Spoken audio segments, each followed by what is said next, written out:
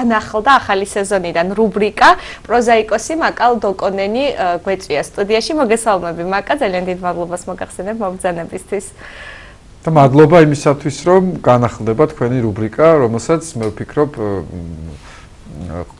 ყველაზე დიდი გამოხმაურება ქონდა, თუ არ ვიტყვით, არანაკლები სხვებთან შედარებით, როგორც თქვენ Facebook გვერდზე, ასევე ჩვენ საიტზე ელოდებიან, დარწმუნებული ვარ, როგორც მშობლები, ისე მოზარდები თქვენგან წარდგენილ წიგნებს. გისმენთ? ძალიან სასიამოვნო მოსასმენია, მოგესალმებით კიდევ ერთხელ, მივესალმებით ჩვენს ტელემაყურებლებს. ბრუნდებით განახლებული რუბრიკით ხანგრძლივი პაუზის შემდეგ წიგნები ბავშვებისა და მოზარდებისთვის.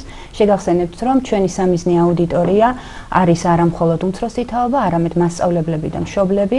ჩვენ ვიხსენებთ ძველად წაკითხულ წიგნებს ან ბავშვებთან, მოსწავლეებთან და შვილებთან ერთად აღმოვაჩენთ ახალს ვეცნობით, მხოლოდ ერთი მიზნის გამო, რომ გავხსნათ თანამონაზრეები ჩვენი შვილებისა და გაუზიაროთ წაკითხულით მიღებული ემოცია.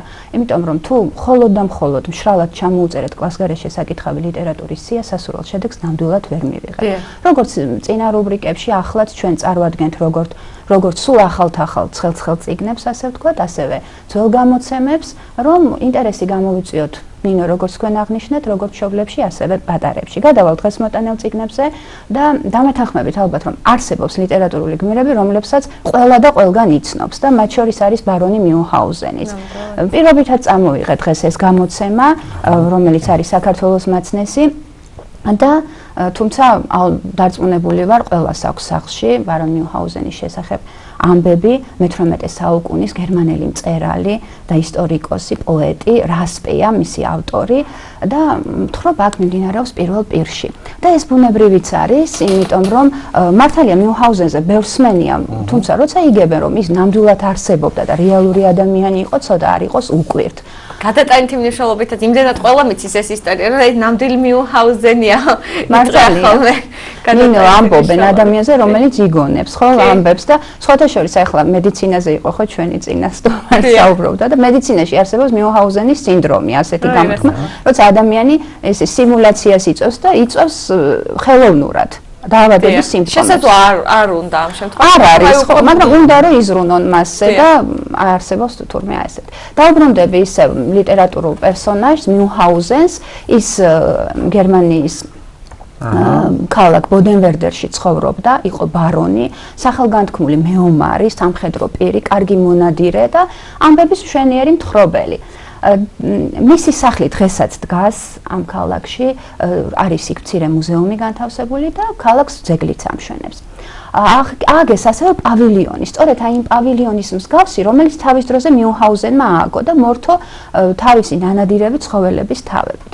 თურმე ვახშმის მერე გამოდიოდა ამ პავილიონში, სტუმრებს, მეგობრებსა და ახლობლებს უყვებოდა თავის ფანტასტიკურ ისტორიებს და უყვარდა ძალიან თან ეს საქმე, პუნშს დაიდგავდა თურმე წინ, ამ თავის მოდურ პარიკს აქეთ-იქით ატრიალებდა და ეს მონოსპექტაკლებს დგავდა თურმე. მომავალში უკვე, როდესაც მიუნჰაუზენი გარდაიცვალა, ამ პავილიონს სიცრუის პავილიონი ეწოდა. აი ცოტა ხანში მე ვისაუბრებ აუცილებლად აი ტყუილი და სიცრუე და რა დამოკიდებულებაშია მიუნჰაუზენთან, მაგრამ დაუბრუნდები ისევ აი ამ ფაქტს, რომ ეს ისტორიები ვრცელდებოდა მეზობელ სოფლებში, ქალაქებში, მერე მთელ გერმანიაში. ეს იყო ამბები იმის შესახებ, აი პეტერბურგში მაგალითად როგორ შეგრიალდა მარხილით, რომელშიც გელი იყო შებმული. ნახევარიცხენით ისე დასეირნობდა, თავადაც ვერ გაიგო. როგორი მოგზაურა პირველად მთვარეზე. მთვარეზე და მეორეთაც სხვათა, ორჯერ ორი მოგზაურობა ქონდა მთვარეზე. პირველად ლომს შუა გამოჩნდა. აი როგორ კარგად გახსოვს. როგორ მოათვინიერად სოფიანი ქურქი. ყველის კუნძულზე იმოგზაურა, სადაც ლუდისა და რძის მდინარეები მოედინებოდა და იყო იქ. რამდენი ისურვებდა მდინარეების ნახვას. და იქ იყო ძალიან ესეთი საოცრად ძლობიანი ხეები, რომლებიც წამოსვლის წინ ადამიანს თავს უკრავდნენ და ასე შემდეგ უამრავი ამბავი. მალე აი ამ ისტორიებმა თავი მოიყარა, ესეთი საინტერესო სათაურია ნახეთ მხიარული ადამიანების გზამკვლევში. და მერე კი უკვე რასპეს წიგნიც გამოვიდა და მიუნჰაუზენი ისეთი პოპულარული გახდა, რომ ქალაქში ესე მოცლილი ადამიანები ჩადიოდნენ, სადაც ის ცხოვრობდა, უბრალოდ რომ შეეხედათ და თურმე სახლის წინ მსახურებს აყენებდა, რომ თავიდან აეცილებინა ეს ცნობისმოყვარე ადამიანები. ახლა დაუბრუნდეთ, რამდენად მორალური და სწორია, რომ მივაკეროთ ამ ადამიანს მატყუარას და ცრუს ეპითეტი, ხო? აი სხვადასხვა აი იმავე ყველის კუნძულში არის ერთი ადგილი, რომ მიუჰაუზენი ნახავს როგორ სჯიან ესეთ მატყუარა მოგზაურებს. ანუ ადამიანებს, რომელმაც იმოგზაურეს და თავიანთი მოგზაურობის შესახებ მოგზაურობა გაბუქეს ცოტა არ იყოს. ის მათ კიდევენ ფეხებით ხეზე. ის აღშფოთდება, მაგრამ სასჯელის გამო კი არ აღშფოთდება. როგორ ბედავენ და იტყუებიანო.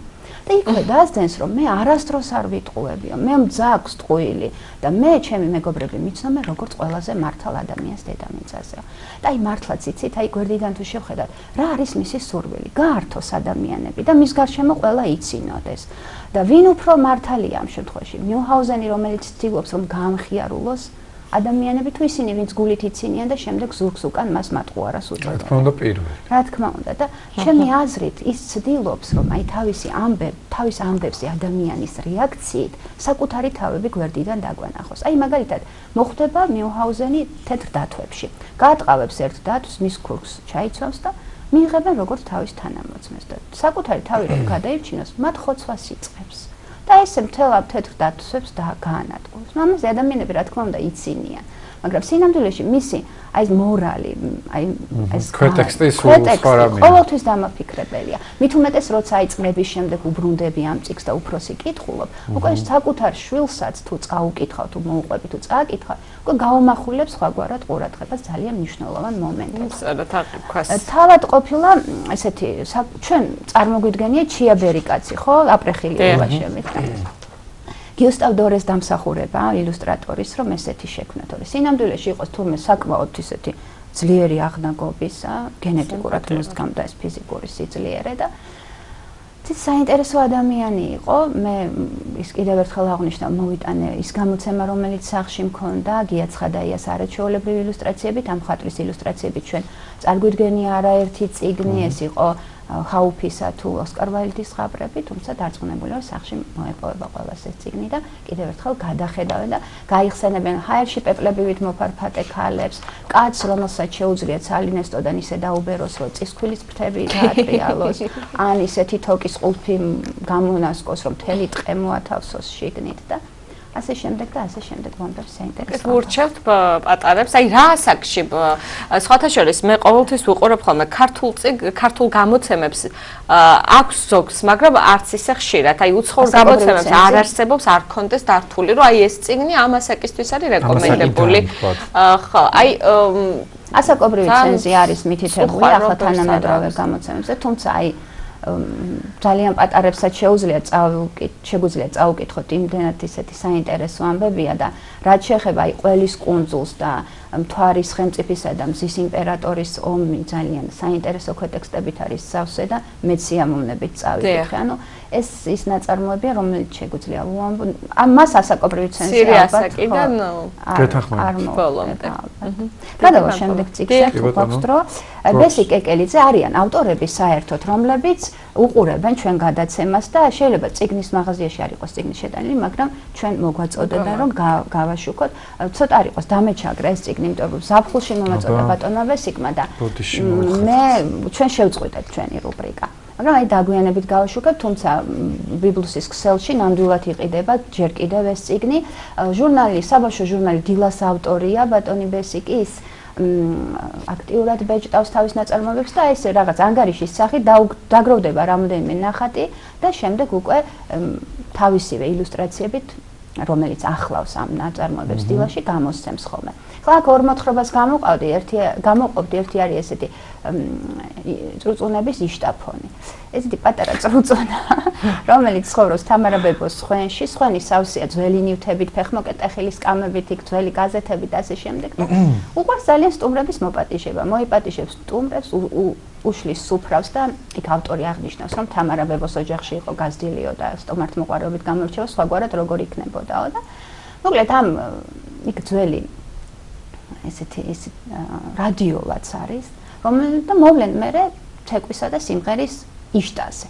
ეს იშტაც თამარა ბებოს უყვარს. ამიტომ ქვია იშტაფონი. იშტაფონი დარგოს. ავტორის მოგონილი სიტყვა და ძალიან მომეწონა. მოკლედ ხან ფუშფუშა კაბებს ჩაიცოვენ ეს წრუწუნებიც ეკავენ, ხან ჯინსებს ამოიცოვენ როკ-ენ-როლზე გადადიან. მეზობლებს ესმით მთელი ღამე მუსიკა და გონიათ რომ ეს თამარა ბებო ესე ხნიერი ქალი, ესე საინტერესოდ ერთობა. არის სხვათა შორის ესეთი ძალიან დიდაქტიკური ხასიათის მოთხრობა. მე ძალიან ვურჩევდი მასწავლებლებს რომ აი დაწყებით კლასებში წაუკითხონ ბავშვებს ეს მოთხრობები. აი მაგალითად ლეკვი ბონტონა, რომელიც ყველა ლეკვს დაცინის, გამოფენაა ძაღლების და ყველას მასხრად იგდებს და საკუთარი თავი ყველაზე კარგად მიაჩნია. დაცინის ჯიშიან ძაღლებს, პუდელსაც, ქართულ ნაგაზს საერთოდ იცახის რომ გვარცხვენსო რატომ მოიყვანეს აქ. ძალიან საინტერესო განვითარდება შემდეგ აი ეს მოვლენები აქ. სხვათა შორის მომაგონდა კიდეც ოსკარ ვაილდის შუშხუნაზე ზღაპარი, რომელიც ეს ყველას დასცინის და შემდეგ ისე გაბწყინდება ჭყალებში, რა თქმა უნდა, ვერავინ ვერ გაიგებს და დაახლოებით მსგავსი არის აქ ზღაპრები ბაბუებზე, ბებიებსა და შვილიშვილებზე, აგრეთვე ესეთი ძალიან საინტერესო მორალის მქონე მოთხრობებია, აი როდის ჯობია გაიქცეო, როდესაც ადამიანები შენ საწამებლად მოდიან თუ ბოდიშის მოსახდელად და ეს დამაფიქრებელი ფრაზებია და აი ღმერთს როდის მიუახლოვდები რა მაღალ სახლს რო ააშენებ და მის ზედა სართულზე ახვალ თუ პირიქით და ასე შემდეგ. ლექსებსაც წერს ხო ბატონი ბესიკი?